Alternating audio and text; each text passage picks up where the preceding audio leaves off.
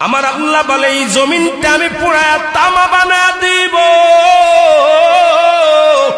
এই জমিনের মধ্যে যত পানি আছে পানিগুলো আমি আল্লাহ পুরায়া ছাই বানায়া দিব। যেদিন কিচ্ছু বলতে কিচ্ছু থাকবে না,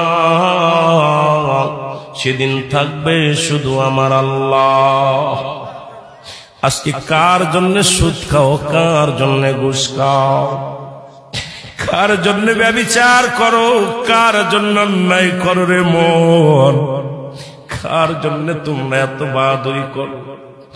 আরে আজকে একটা কথা বলতে গেলে কষ্ট হয়। এই জমিনটা আল্লাহ পুরায়া তামা বানায়া দিবে। এই জমিনের মাটিগুলো পুড়ে হবে তামা।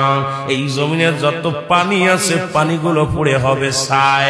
এই দুনিয়ার মধ্যে কিচ্ছু যেদিন থাকবে না, ওই তুরস্কের কত বাহাদুর, কত টাকাওয়ালা মিনিটের মধ্যে 30 সেকেন্ডের ভূমিকম্পে পথের ফকির হয়ে গেছে, রাস্তার ভিখারি হয়ে গেছে।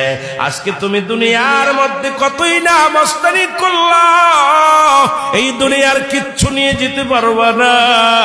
এই মুসলমান, 1 নাম্বার মানুষের মৃত্যু হলে 1 নাম্বার বিপদ হলো মানুষের মরণ, 2 নাম্বার বিপদ হলো কবর, 3 নাম্বার বিপদ হলো কিয়ামতের ময়দান।